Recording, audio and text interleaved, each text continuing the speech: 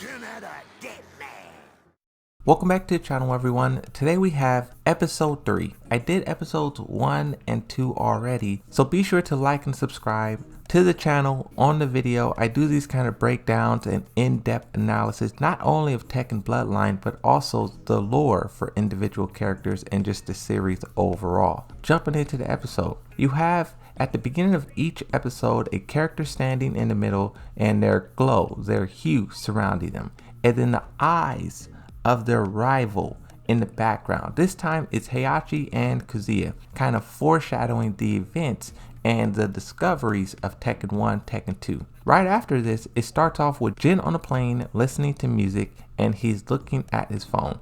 On his phone is news articles. When you're watching the actual show, these news articles kind of fly by, so I want to read some of these so we can try to get an understanding of what Jin is looking at. KAZUYA and Miss Muriel bring, and then under that says the crowd applauds and fireworks explode into the air as Hitoshi is announced winner.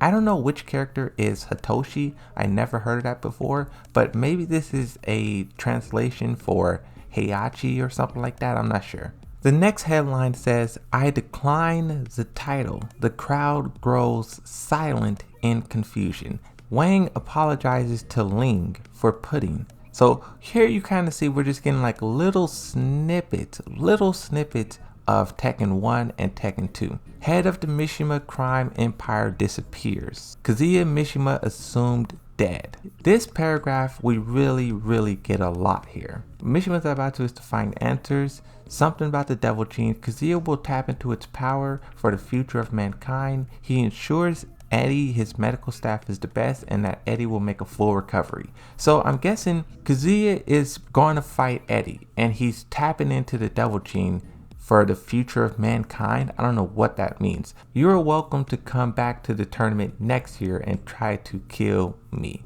Or you can come back to join me. The Mishima Zaibatsu can use a man of your talent and tenacity. Off Christine and Eddy's confusion. So not only is he talking to Eddy, but also Christine. And he's saying, one, he's going to put Eddy in a hospital. And then two, if he wants revenge, come back next year. Also, if he doesn't want revenge and he wants to join, then also do that. And both of them are confused by this. Jin walks out and is greeted by Miss Muriel holding up the King of the Iron Fist tournament sign. Here you have Nina, Paul Phoenix, and Julia. This is their introduction into the story. From there, we have Jin standing on top of the Coliseum, and he's looking at Heihachi's face on this mountain. Now, as he's standing here, he's thinking about everything that sort of led up to this moment. Most notably is the car ride. This car ride here, he's once again looking at news articles. These are some of the same news articles, so I'm not really going to dive into it again. It's just twisted around and rotated different ways to look different. But there's a moment here where he's looking at these videos. It says Eddy will make a full recovery, kind of confirming that he did get stumped on by KAZUYA. Here we get a fight between KAZUYA and Heihachi, and this is actually Tekken 2. We know that by the lava in the background. So they're fighting each other. You have this really cool scene where they're surrounded in lava. I don't know how they got down here. I don't know how they're planning on getting out, but they're here. And you have to think the temperature here would be insane. I get too close to the oven and I'm like, I need to back up. Imagine standing at the pit of a volcano. Now in this instant, Harang is committing the ultimate sin. Jin is on his phone minding his own business, and Harang is over his shoulder all up in his business. This is the most annoying thing someone can do, is be all up in your phone. But it kind of helps Jin, because this is where he starts learning the truth about KAZUYA. No one else is telling him, not Jun, not Heihachi, no one. So one, I think it's kind of strange that Harang and him didn't have this conversation before, right? These two are friends, same neighborhood.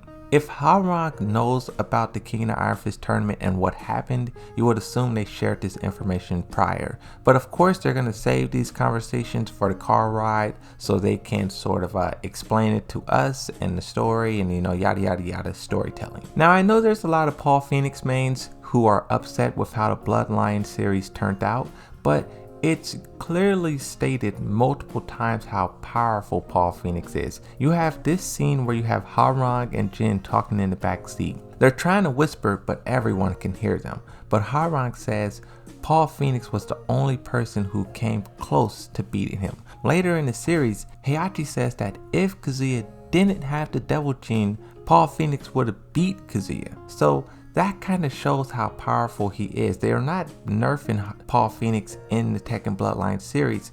We'll talk about why I think he lost to King once we get there, but you can see here that he's still just as powerful.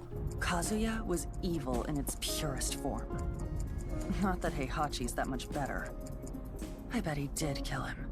And the reason why she's saying this is because after Tekken 2, she is the assassin who tried to take him out. That whole time, she's under the control of KAZUYA. They're experimenting on her. The cryo sleeping is actually where they take the egg and they create Steve. She, more than anyone, hates his guts, and if he is truly gone, she's happy for it. But also she says Heihachi isn't really better. Like, yeah, Heihachi isn't the one who did all that stuff to her, but if he could have got a hold of her, he probably would have tried it. And then this is when Miss Miro steps in and says, whoa, let's stop all the speculation and focus on the tournament, because she sees that Jin is sort of being shocked by all of this and he's sort of learning the truth, and she's trying to prevent the damage. Damage control is what it's called. So a little bit later on in the episode, Jin, after hearing all of these bad things about KAZUYA and Heihachi, he's trying to get answers. But when he approaches Heihachi kind of shoos him off. He's like, no, Jin, you're focusing on the past. We have to take down Ogre. You are not going to survive this tournament if you're lost in all of these past thoughts. Focus. Later on, this is when all of the combatants has arrived. Everyone is shown. You have martial law. This is not forest law, this is martial law. Nina Williams, Steve Fox. Seeing all of these characters here, the only bad part is that we didn't get to see them in action. Because when you think of fighting styles like Zhao Yu and how she was rolling and flipping and Phoenix dancing around, it makes you wonder what Kuma could have looked like if he was actually animated. What Yoshimitsu would look like if his fighting style was, and that's, to me, that's the biggest downfall of the series, is that we didn't get longer episodes. I know people are saying 6 episodes isn't enough, but 6 episodes isn't really the problem. The problem is how long they are. Fang, you have Lei Wulong, you have a lot of cool characters. The second king. Now, this has to be the best scene in the whole entire series. For me, definitely the best. Leroy Smith steps in the way of Jin Kazama. Word is, you've been personally training with Heihachi. Jin calls Heihachi Mr. Mishima. And yeah, I trained with Mr. Mishima. Which shows that he's really trying to give people the impression that he's not related to them. That's interesting, the mind games that Mishima is about to play with everyone. And then Leroy Smith responds and says, everything and everyone around that guy goes rotten. You know what I mean? And Leroy Smith, it's personal for him. It's not just, oh, let me win the tournament and get some money. He doesn't want any of that. He's out for blood. Standing face to face, and he tries to 1-inch punch him and knock his block off. But Jin deflects it, blocks it, redirects it. This is why I say it's personal for him, because this is a fight outside of the tournament. This is, Leroy Smith is not supposed to be doing this, right? But he is. How personal it is for him. I'd love to teach one of Heihachi's goons a lesson. I love to teach one of Heihachi's goons a lesson. Now, what's really important here, Jin does not get angry. He instead takes a deep breath and he gets out of his fighting stance. This says a few things. One, all of the training, all of the anger management, Jun Kazama teachings, all that stuff is paying off. The old Jin in the white jumpsuit would have tried to jump all over Leroy, but he knows now is not the place. it's gonna come a time where I fight this guy. And what's interesting too about this, you can see both Jin and Leroy is not letting their guard down. Even though their backs is facing one another, Jin is still looking. And then once he gets far enough to where Leroy Smith won't be able to try and hit him like that, he tilts his head up and he's walking. But you can see the teachings from Heihachi not to turn your back on anyone. Don't let your guard down. He's paying attention to all of these things, and the series is showing us how he's implementing them. Every second they show us in these 20-minute episodes means something. And then in the next episode, they show those same elements in practice. Most shows do not have that level of detail. Yeah, walk away, golden boy. Now Heihachi's monitoring the whole thing on his iPad, tablet, touchscreen device, and you can kind of get an idea of how they manipulate the tournament from this scene. He sees that Leroy Smith is very, very adamant on destroying the Mishima Zaibatsu, and he's like, I want to put Jin against him in the first match. If Jin can't get past him, he's not gonna beat Ogre. So that's one reason why Jin does this. So this is a really cool moment. You have Paul Phoenix, someone who fought KAZUYA and almost beat him if it wasn't for the Devil Gene, and he is saying that KAZUYA is so mean and so nasty. Not only is he going to win, but he's going to make you suffer. He's going to make you look horrible in the process. And then we get a flashback to Tekken 1. We know this is Tekken 1 because there's no lava. Paul Phoenix is witnessing this and he looks afraid, shocked. And I think one is because he just lost to the Devil Gene, and that same Devil Gene is now being applied to Heihachi. That pressure, that tenacity, that ferocity. So that's why he looks like this. So this part was really cool. We get the iconic scene of KAZUYA walking Heihachi to the cliff and throwing him over the ledge. And they kind of did the smile somewhat. You can see he's smiling there. It's not the same turn to the camera and smile like it was in the games. This is as close as they can get without making it look too cheesy or too dumb. So I did appreciate the fact that they tried to do the smile. And if you think about it, this is kind of somewhat similar to the same smirk we got in the Tekken Bloodline teaser, or the Tekken 8 teaser, should I say. Throws him off the cliff. There's no reason Heihachi should even be alive, let alone come back. Heihachi doesn't have the Devil Gene. The reason why KAZUYA survived is because the Devil Gene. Heihachi just survived out of just being a tank. Jin is kind of learning all of this stuff. And he's also learning how the Mishima Zaibatsu sort of covered all of these things up. He's only learning this because Paul Phoenix was there. He's seen it with his own eyes. That's the only reason Jin is getting this information. So after talking with Paul Phoenix outside, he goes inside to the trailer to talk to Heihachi. He wants more answers. So Jin asks Heihachi if he killed his father. Heihachi says yes, and he kind of passes it off as like he had to because of the Devil Gene. He said the Devil Gene corrupted KAZUYA. He was always twisted, but the Devil Gene sort of really twisted him.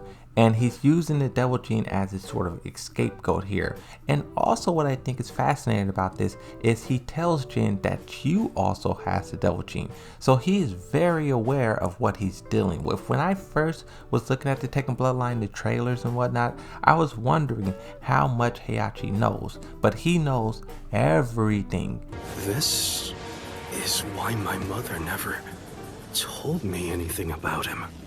And that is why all of these years she was training him and teaching him to stay calm. We just saw Leroy Smith try to take a swing at him, sucker punch him, and Jin didn't even get angry. Deep breath, sigh of relief, and walk away. So you can see, even though Jun Kazama didn't tell him everything, she still prepared him for the journey. So this episode ends with this prison holding cell custom made for Ogre. They used the pendant that they stole from Michelle Chang to create this, and they're still not sure whether or not it will work. And I kind of think it would be cool if we got to at least see if it does actually work, but they never got to use it. Ogre, once he's defeated, he just beams off into space, or he explodes. I'm not sure. We'll get to that episode when we get there. But they used the pendant to create this cell, which I think is interesting. And they name dropped Dr. Boskanovich multiple times throughout this episode and past episodes. And I wish we could have got a bigger look at him. But the fact that they mentioned him so much is good enough for me, I guess, right? 20 minutes an episode. They do the best that they can with those 20 minutes. No second is wasted. And that's it. That's the end of episode 3. Let me know what you guys think down below. Did I miss anything? Is there more you want to add? Also, go watch the past breakdown if you haven't seen it, and stay tuned for the next ones that's coming soon. But that's going to be it for this one. I'll see you next time. Thanks for watching, and bye bye.